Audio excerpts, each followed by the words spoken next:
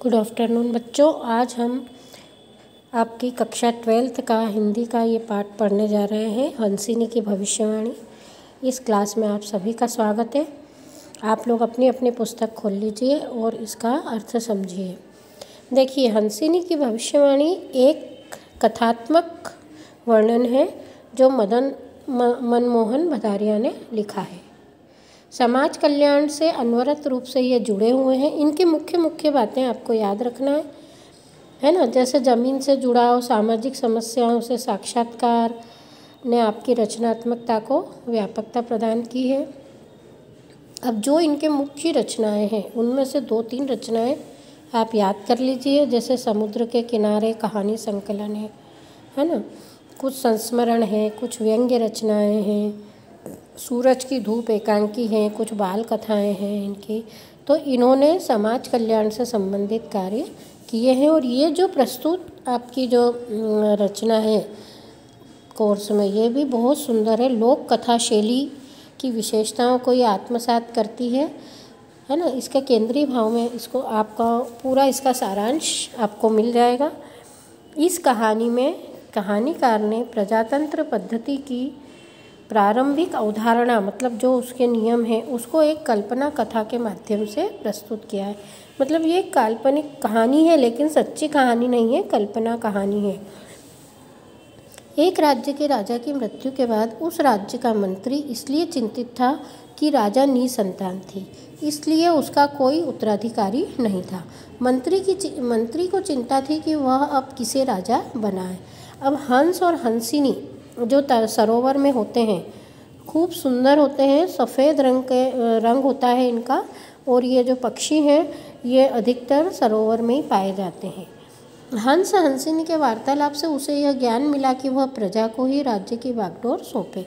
प्रजा के ही कुछ प्रतिनिधि तय किए जाएं और सहायता के निमित्त कुछ लोगों की समिति बना दी जाए। मंत्री ने इसी तरह व्यवस्था बनाई। प्रजातंत्र का प्रारंभ हुआ और इस व्यवस्था से राज्य में सुख और शांति का वातावरण बना। कहानी की फलान्विति ही प्रजातंत्र के सुफल का वर्णन है। फलान्विति मतलब इसका जो फल निकलता है, निष्कर्ष निकलता है, वो प्रजातंत्र को सफल बनाने की कहानी है ना। प्रजातंत्र का इसमें आरंभ कैसे हुआ ये बताया है। कल्पना का सौंदर्य तो इस कहानी में है ही, यथार्थ का दृश्यांकन भी है, मतलब वास्तविकता भी है। भाषा में सहजता और प्रांजलता है। ये इस कहानी की समीक्षा हमने पढ़ ली। अब देखिए, ये कहानी तो आप पढ़ोगे, बहुत सरल है, समझ में आती जाएगी। किसी समय एक देश में एक राजा राज्य करता था। उसकी कोई संतान नहीं थी। राजा बूढ़ा हो गया था।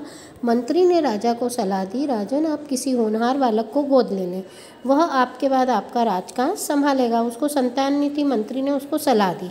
तो राजा क्या बोले, भगवान नहीं चाहते कि इस देश के राज सिंहासन पर मेरे वंश का राज रहे। मैं भगवान की मर्जी के खिलाफ नहीं जाना चाहता। मतलब राजा ने दत्तक पुत्र लेने से मना कर दिया। देश के दूसरे सयाने लोगों ने भी राजा को समझाया, मगर राजा ने सबको यही जवाब दिया, मैं भगवान की मर्जी के खिलाफ नहीं जाना चाहता। कुछ दिनों बाद राजा चल बसा। मंत्री जी को फिक्र हुई, अब कौन राज्य संभाले, कौन राजा बने, है ना। वो खुद बूढ़े हो गए थे, वो खुद छुटकारा चाहते थे राज्य से, मगर इसके पहले किसी चतुर आदमी के हाथ में वो राजकाज सौंप देना चाहते थे। ऐसा चतुर आदमी आखिर कहाँ मिले, कैसे मिले। मंत्री इसी सोच में थे। उन्होंने कुछ चतुर सयाने लोगों से सलाह ली, पर कोई ठीक राय न दे सका। मंत्री सब तरफ से निराश हो गए, है ना। कई लोगों से सलाह ली, कोई सलाह नहीं दे सका। अब राजा का चुनाव कोई साधारण काम तो नहीं था। अगर गलत आदमी का चुनाव हो जाए तो राज्य बर्बाद हो जाएगा। ऐसा सोचकर मंत्री चिंतित हो गया। अब कोई सवाल उसको नहीं सुलझा तो एक दिन अचानक ही वह सुलझ गया। उस दिन मंत्री महल के पीछे सरोवर के किनारे वो टहल रहे थे। वह जगह सुनसान और सुहावनी थी। मंत्री को जब भी कोई गहरी बात सोचनी होती तो वो वहीं चले जाते थे।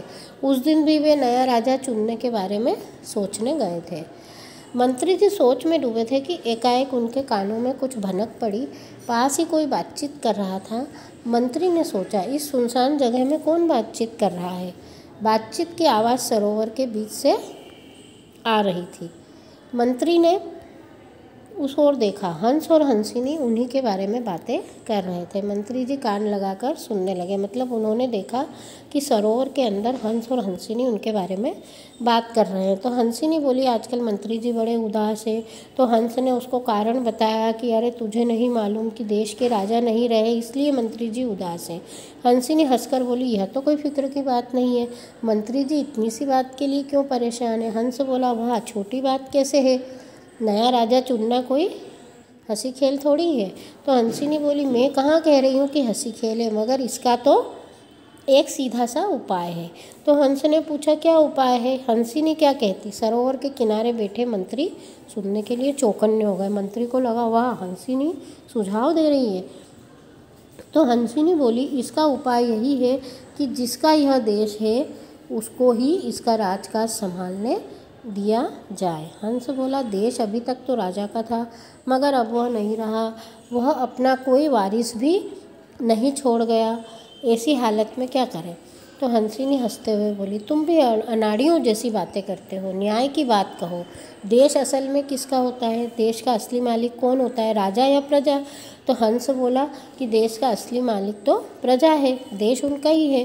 तो हंसिनी बोली, हाँ, यही न्याय की बात है, मंत्री जी को चाहिए कि वह प्रजा के हाथ में राजकाज सौंप दे। मतलब उसने हंस जो होता है, हंस किसके लिए प्रसिद्ध होता है, मैं आपको ये एक सामान्य ज्ञान की बात बता रही हूँ कि हंस जो होता है वो दूध का दूध और पानी का पानी कर देता है, इसीलिए सरस्वती का वाहन भी हंस है। तो हंस जो है वो दूध का दूध पानी का पानी, मतलब न्यायपूर्ण बात करता है, विवेक की बात करता है। तो उन्होंने आखिर में मंत्री जी की समस्या सुलझाई दी कि जब प्रजा के हाथ में राजकाज है तो प्रजा के हाथ में सौंप देना चाहिए। तो हंस बोला, कैसे हो सकता है, प्रजा में तो लाखों लोग हैं, राजकाज संभालने के लिए तो कुछ आदमी ही चाहिए। तो हंसिनी बोली, ठीक है, प्रजा अपने में से कुछ होशियार आदमी को चुने और वे प्रजा की तरफ से राजकाज संभालें। राज का मालिक तो प्रजा ही है और रहेगी, कुछ लोग उसके मुखिया बनकर काम करेंगे। यदि काम ठीक न करें तो उन्हें हटाकर दूसरे आदमी चुन लें, इसमें क्या अड़चन है। मतलब हंसिनी का कहना था कि लोगों के बीच में से ही कोई राज्य संभाले और अगर वो नहीं करे ठीक से काम तो प्रजा दूसरे आदमी को चुन ले। हंस बोला, अड़चन तो कोई नहीं, आसान बात है, लोग ठीक तरह से इसे समझ लें तो इसे राज का बड़ा हित होगा। हंस हंसिनी की इन बातों से मंत्री को राह सूझ गई, मतलब उसको रास्ता सूझ गया, उनकी एक बड़ी फिक्र मिट गई। उन्होंने हंस हंसिनी की बातों के मुताबिक काम किया। देश में एक विचार सभा कायम की गई, उसमें 300 आदमी थे। मतलब मंत्री को ये समझ में आ गया कि मुझे क्या करना है। अब उसने क्या किया, मंत्री ने इसकी प्रक्रिया कैसे चलाई कि एक विचार सभा बुलाई, उसमें 300 आदमी थे। वह आदमी प्रजा ने चुने थे, मतलब प्रजा के चुने हुए कुछ विशेष आदमी उसमें थे, क्योंकि देश की आबादी तो 3 करोड़ थी, 1 लाख आबादी में से एक आदमी चुना गया था, है ना। इस तरह विचार सभा में प्रजा के जाने माने आदमी थे। मतलब 3 करोड़ आबादी में से 1 लाख पे एक व्यक्ति, मतलब पूरे 3 करोड़ में से कितने होगा, 300 व्यक्ति होगा। विचार सभा के 300 आदमियों ने अपना एक नेता चुना। वह आदमी देश का मुखिया हुआ। उसने ही पुराने राजा का काम संभाला। अपनी मदद के लिए उसने विचार सभा में से ही 4 आदमी और चुन लिए। वे 5 लोग मिलजुल कर राजकाज चलाने लगे। उनके कामों पर विचार सभा की निगरानी रहती थी। विचार सभा राज चलाने के कानून भी बनाती थी। इस तरह देश में नए ढंग से राज होने लगा। यह बंदोबस्त प्रजा के लिए बड़ा हितकारी हुआ। प्रजा पहले कभी उतनी सुखी और धनी नहीं रही थी जितनी इस नए ढंग के राज में सुखी रही। मतलब समझ में आ गया आपको कि आदमियों ने एक नेता चुना, 300 आदमियों ने, वो देश का मुखिया हो गया, वो राजकाज संभालने लगा। उसकी मदद के लिए विचार सभा में से ही 4 आदमी और चुन लिए, है ना। वे सब मिलकर 5 लोग मिलकर राजकाज चलाने लगे। जैसे पहले पंचायती राज होता था 5 लोगों का, तो वो ही सबसे पहली हमारी प्राचीन परंपरा है पंचायती राज की। तो इस तरह देश में नए ढंग से राज होने लगा। अब पुराने मंत्री को भी राजकाज से छुटकारा मिल गया। सब लोग इस राज से सुखी थे। वह अपने महल में आराम करने लगा। एक दिन वह फिर महल के पीछे गया। वहाँ उन्होंने हंस हंसिनी को फिर से बातचीत करते हुए सुना।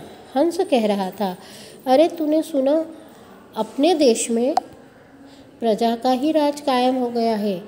तो हंसिनी बोली, तो इसमें अचरज की क्या बात है, आज नहीं तो कल होने ही वाला था, है ना। जिसका देश ही राजा, मंत्रियों ने बहुत अच्छा काम किया। देखना अब धीरे धीरे दूसरे देशों में भी ऐसा ही होने लगेगा और यह अपने ढंग का एक अच्छा राज है। मतलब इस राज को क्या कहते हैं, प्रजातंत्र कहते हैं। जो प्रजा चुनती है वो प्रजातंत्र। हंस बोला, भगवान करे तेरी बात सच हो। मंत्री ने संतोष की सांस ली।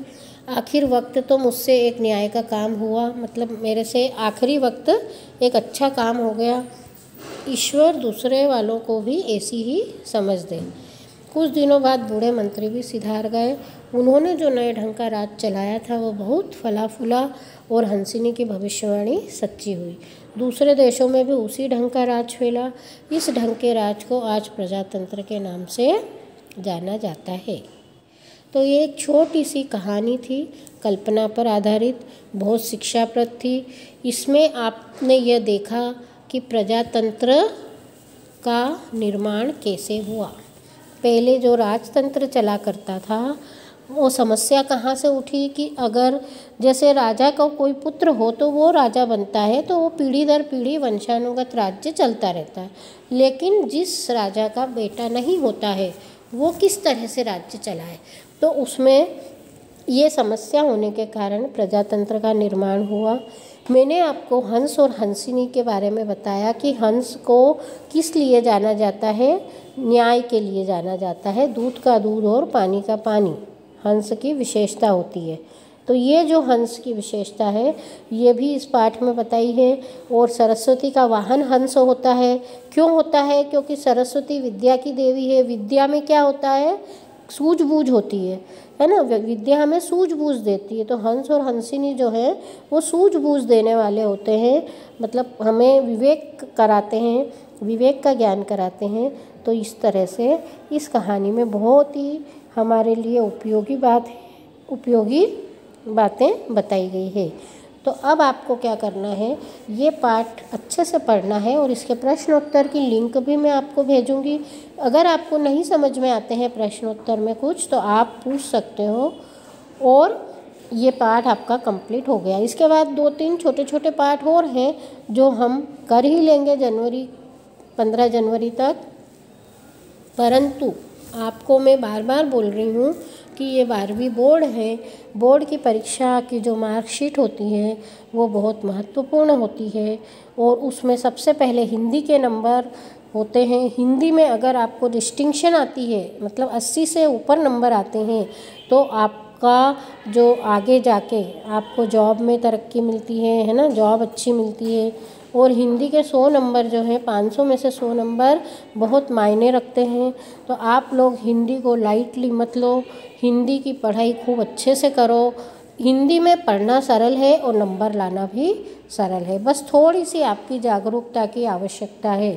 तो अब आपको करना क्या है, एक एक पाठ को ध्यान से पढ़ो और इसका वीडियो आपको बनाकर मुझे भेजना है। आपकी लर्निंग प्रोसेस भी चलती रहनी चाहिए, क्योंकि प्राचार्य महोदया ने कहा है कि आप लोग केवल एक तरफा नहीं पढ़ोगे, मतलब जैसे मैं पढ़ा रही हूँ आप पढ़ो, ऐसा नहीं चलेगा। आपकी तरफ से भी रिस्पांस आना चाहिए। वीडियो जैसे मैं बना के आपको भेज रही हूँ, वैसे आपको भी वीडियो बनाकर एक एक लड़की को अपना लर्निंग वीडियो बनाकर भेजना है और अपनी कॉपीज़ जिसमें आप नोट्स लिख रहे हो वो भी दिखाना है ग्रुप में।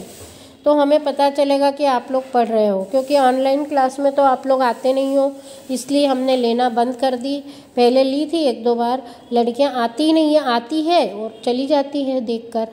तो इसलिए ये ही नियम अच्छा है हमारे लिए कि हम वीडियो अपने खुद के बनाएं।